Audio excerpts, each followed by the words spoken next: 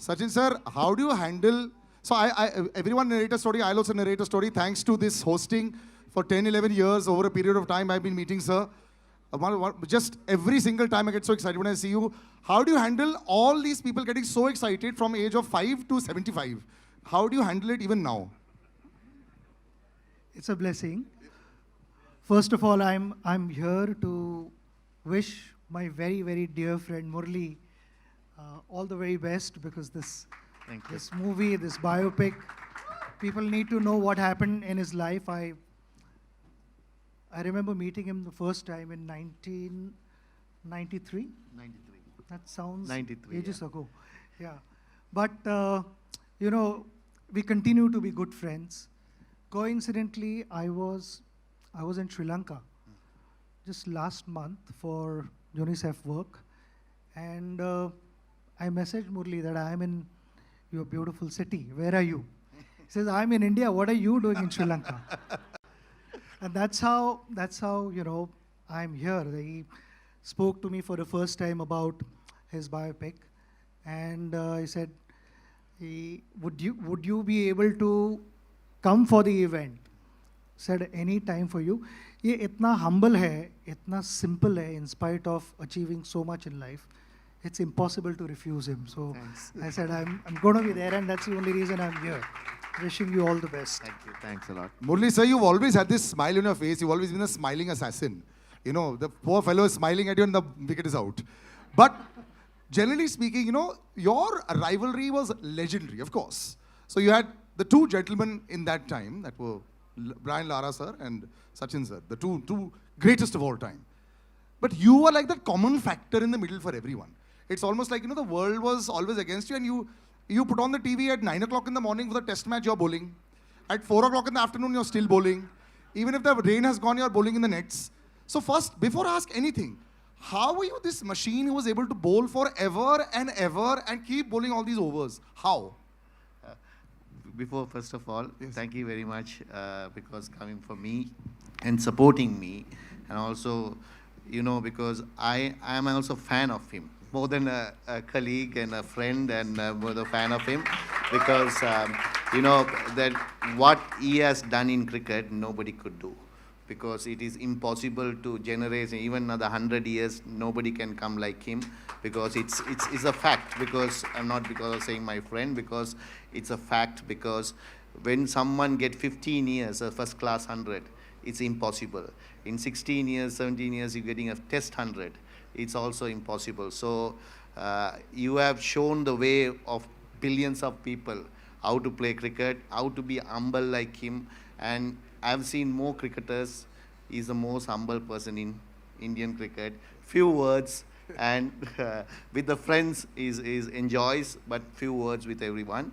So I think he's the best forever, because another Sachin Tendulkar won't be born in this entire. That's why they call him the universe master. until my life finishes, right? So that for your questions, what you asking, I forgot So about forget you. it. But the question was very simple. Yes. You yourself, sir, are the greatest of all time from that side as well. You know, I have to say this. You know, we were always gunning for you when you were not playing against us. I hated you when you were playing against us. But otherwise, you just kept on and on. You were like a lone, like how Sachin sir at one time was probably one of the only people. You know, if he got out, we switched off the TV. I'm sure with a lot of Sri Lankans across the world as well, if you were bowling and, you know, if you had a bad day, they'd be really disappointed. You were carrying the shoulder, you know, the entire Sri Lankan team on your shoulders for so long. Just talk about that experience as well also, because in many ways you're very similar. So two things. I know Sachin was carrying same way. It is harder because batsmen all have one chance. So one mistakes, you're finished. Bowler can do many mistakes, so I have a better chance of succeeding than him. I'm still waiting for that juicy half volley. He has never bowled that to me. So it was difficult, but thing is, you know, because to carrying the whole team, because the reason was Sri Lanka was not a great side when I started, because then only it slowly became, because legends like Sanath and Sangha to Mayala to Arjuna Aravinda all came that when we are playing our era. So that's why I think at the time, bowling wise, because see, I took a lot of wickets because I'm bowling one side because somebody has to take wickets, right? You're Then very, very modest, sir. No, and Vas and me to bowl because didn't have much. In later stage only the bowlers came, so I had opportunities, a lot of opportunities. The pressure is high, so that pressure because if you enjoy the game, you don't think about the end result. And you just want to at the time, at the person who am I bowling to, on your day, you might beat that person. But some days, that person will beat. So you have to accept it. So I think I accepted and always didn't get upset getting wickets or not because keep a smile because I have to enjoy the game. So I will advise any cricketer rather than thinking about performance, just go and enjoy. Be great for the God because you are given the participation is more important than having succeed. So I think that's the way it is because I lived in 18 years in 16 years in 10 to 12 years in hostel. So that was given me a thought that you have to be like, sharing and be happy every time because there are a lot of problems you'll have, but still you have to be happy. So that's why that teach me to how to play cricket in the latter part of it. So what do you think made Murli sir great? When they say that there's something that is always there, you played against the greatest of, all of the bowlers. What made him so special even while you were playing? Because I remember for a long time, Murli sir used to only bowl the incoming delivery. Eventually, later on, you developed the other bits and we saw, and just with that one ball also, he used to keep on at it. So what was so great about Murli sir as a bowler? See, just now the way he answered that earlier question, that if an individual is not going to appreciate for what one is able to go out and do, how would the rest of the world appreciate? And that is what mental strength is all about. There are not going to be good times every time you go out. There are going to be ups and downs. There are going to be disappointments. But from those disappointments, how do you rise back, get on your feet and start competing? That makes you a real sportsman. And exactly that is what he possessed. He, like you said earlier, that he just loved bowling. But the whole world knew that he had a big turn. I mean, you make him bowl on a expressway, he is going to turn the ball. No matter how the surface is, Murli is going to turn the ball. And he did not rely only on that. Because just with that turn itself, he was a dangerous bowler.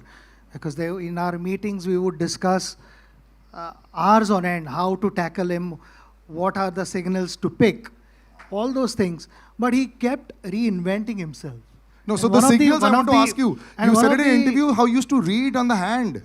I'm still figuring out. No, I will say. No. See, definitely, some players read. I know he read me very well, right? Not many people can do. But Lara had success, but he never read me also. Really?